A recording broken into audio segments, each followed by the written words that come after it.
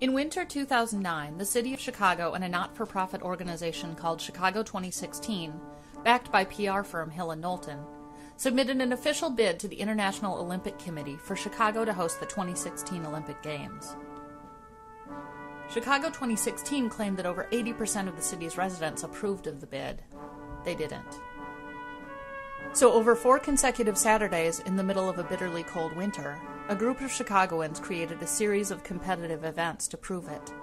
The Winter 2009 Unlympic Games engaged Chicago residents in active dialogue, extremely active dialogue, about the 2016 Olympic bid. All games were free, most games were all ages. The Olympics includes real sports, fake sports, and things that aren't sports at all, and aims to present various differing ways people make decisions together. The Olympics looks at highly organized, internationally recognized, massively marketed, thoroughly branded, and extremely expensive sporting events convened without popular vote and asks, shouldn't city residents have the right to decide what they do with public spaces and public funds? The Olympic legacy dates back to its founding in 2009 by Anne Elizabeth Moore and is headed by the Olympic Organizing Committee, who's tasked with finding sponsors for each game, community organizations with a stake in the 2016 Olympic bid. Incubate, the Institute for Community Understanding Between Art and the Everyday, a research institute dedicated to challenging how current infrastructures affect artistic production, and Moore's collaborators in the UOC, sponsored the first day of games. Inspired by the recent plundering of arts funding by the London 2012 committee, this day of games aimed to raise questions about the impact of the Olympic Games on cultural production communities in host cities. The outdoor portion of the indoor-outdoor games, the second event in the 2009 Winter Unlympiad, was held at Washington Park, where the Chicago 2016 committee intended to build an Olympic stadium. They would also need to build expensive new temporary housing facilities for athletes and tourists, but they didn't explain which buildings in the neighborhood would have to be torn down to make room. Sponsored by the Chicago Working Group on Extreme Inequality, the indoor-outdoor games attracted sports fans, art students, activists, young people, and neighborhood residents to the doomed park to play kickball in the snow. Outdoor running, fashion, and spectating competitions were also convened before the competition moved indoors. The live-action role-play family potluck dinner used a 20-sided die, food, 7 performers, and a family dinner setting to discuss the impact of the 2016 Games on Chicago, among other things.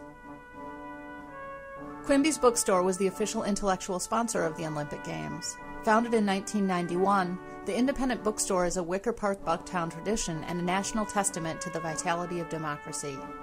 In advance of the Intellectual Games Spelling Bee, the Olympics Organizing Committee made a public call for Chicago 2016 to submit the bid to the city for a vote in advance of its submission to the International Olympics Committee. This request was ignored. The final day's emotional games took place on February 14, 2009, at Community Art Space No Coast in Pilsen. Under the theme Torture Breaks Our Hearts, the emotional games were sponsored by Tamsier 10 and the Campaign to End the Death Penalty. They were introduced by Stanley Howard in a telephone call from prison. Between the 1970s and 1990s, former Chicago Police Commander John Burge and detectives under his command brutally tortured over 100 African American arrestees on the South Side with electrical shocks to their ears, lips, or genitals, through beatings with telephone books and rubber hoses, by plastic bag suffocation, and in mock executions. These acts are a violation of criminal and constitutional rights and have been condemned by the United Nations Committee Against Torture, but at least 24 people still languish behind bars based on unreliable confessions given under torture. None of the police officers involved have been prosecuted. In the past 20 years, the Olympics has displaced over 2 million low-income residents from their homes and left several cities in massive debt. Summer Games in Atlanta 1996 allowed for city-sanctioned racism when tickets with checkboxes listing male, African American, and homeless were pre-printed for police officers. The arrested were often placed on buses and dropped outside the city's borders. Chicago's own history with city-sanctioned racism, police torture, and the displacement of low-income residents deeply concerned the Olympics Organizing Committee, especially after spending a month planning events with and getting to know our neighbors. The events were 7 years away, but already landowners were seeing corrupt land-grabbing practices, and residents were being threatened with punishment if they spoke against the Olympics.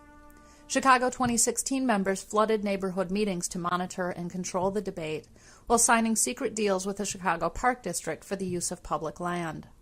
A new TIF was created in Bronzeville, one of the proposed Olympic sites.